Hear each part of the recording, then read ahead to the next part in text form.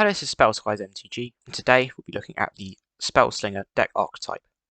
In this episode, we'll be discussing what the archetype is, how it works, the pros and cons of it, the commanders you can use, the top cards, and also how you're going to win the game.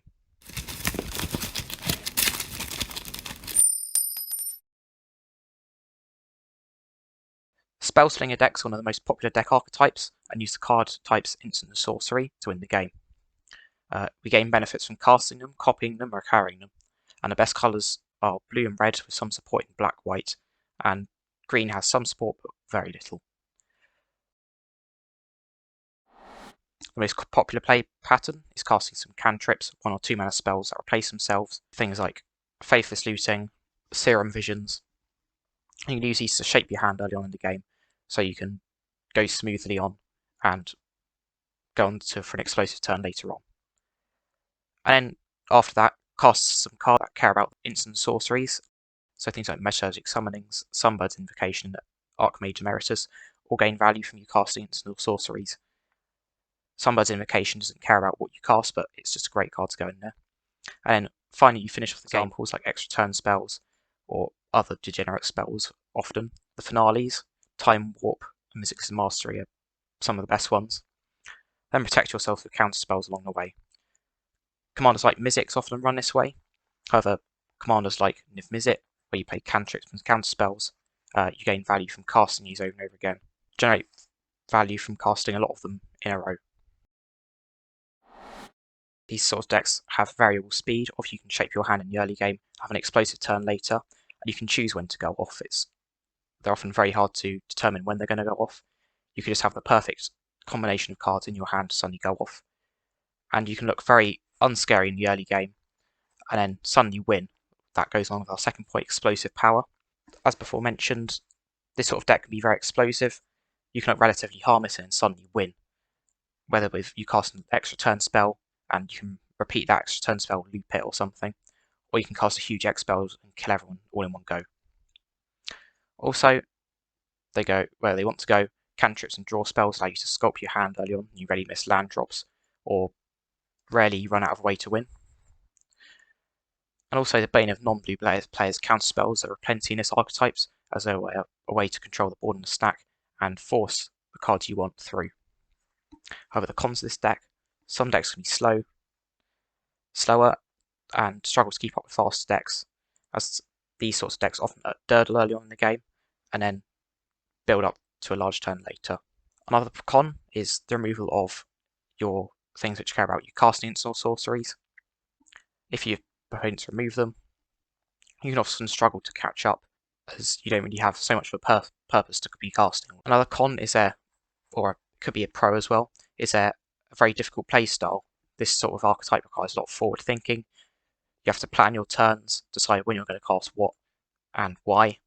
We're going to play out your Metallurgic Summonings before you cast something, or if you're going to cast it before then to see if you find anything better. Often this sort of deck are very versatile, however they can be complicated because of that. Next we're going to look at some of the best commanders, the most newest commanders on here. This copies triggers for when you cast instant or sorceries, so things like Metallurgic Summonings, Swarm Intelligence, those will copy an additional time, so you can cast loads and loads of instant sorceries. You want to cast a lot of instant sorceries, so you can trigger that stuff as much as possible. A single cantrip with Metallurgic Summonings will make 2 1/1s or 2/2s, however high the CMC is, and you can quickly fill the board with tokens this way. Things like Swarm Intelligence get pretty insane if you cast an extra turn spell, because you get 2 extra turns, plus the one from Veyran, so you get 3 extra turns in total, which is insane from 1 extra turn card. Next one's Kess Distant Mage. This one is in Grixis colours, so it's red, black and blue. This one reads, you can cast 1 instant sorcery on each of your turns and from your graveyard, and if one of these spells casts its way into your graveyard this turn, exile it instead. So this one's all about casting instant sorceries you've previously cast, recurring them. Things like a removal spell can be used twice, and this is often used as a CDH commander, less so now, but it definitely used to be, as you could fill up your graveyard and use your graveyard as a massive toolbox that you can utilise later on in the game. Next we have Calamax the Stormsire. This one is in Teamer, so red, blue, and green. This one cares about you casting instants, so you're going to want to have ways to untap your lands as the turn goes on, so you can cast as many instants as possible. Things like Rashmi care about you casting stuff on other people's turns, so you can play those, get extra value off it, and things like counter spells, Comet Storm. Comet Storm you can finish the game with. Counter spells you get to copy up, so they have to use 2 counters to stop you from countering something. And it's just a very powerful commander, and it goes automatically infinite with spells like Fork, which copy something. If you copy an opponent's instant or sorcery with Calamax out, you can just copy the Fork as many times as you want, and your commander will get infinitely big because it gets +1/+1 counter every time you copy an instant spell. And if you have something like a Route Storm Conduit, which is a very good include in this deck, it pings your opponents every time you cast or copy an instant or sorcery spell. That's a very easy way to win in that deck. Next up we have Mizzix. This deck's all about casting larger instant or sorceries. So this one cares about you casting bigger and bigger spells as you go out throughout the game. As this one works with experience counters, you can also proliferate those, so you can cast bigger and bigger instant or sorceries earlier on.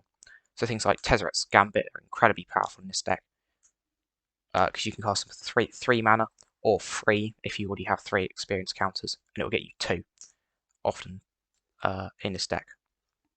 And then Niv Mizzet, finally. This one casts small cantrips, and then wins with either casting those small cantrips or counter spells, or Curiosity. And as I've written down in my notes, Death Touch is very funny with this commander, because you can give your commander Death Touch, cast an instant or sorcery, or an opponent casts it, you draw a card, and you get to ping a creature for 1 damage and kill it in the process. Here are some top cards to put in the deck.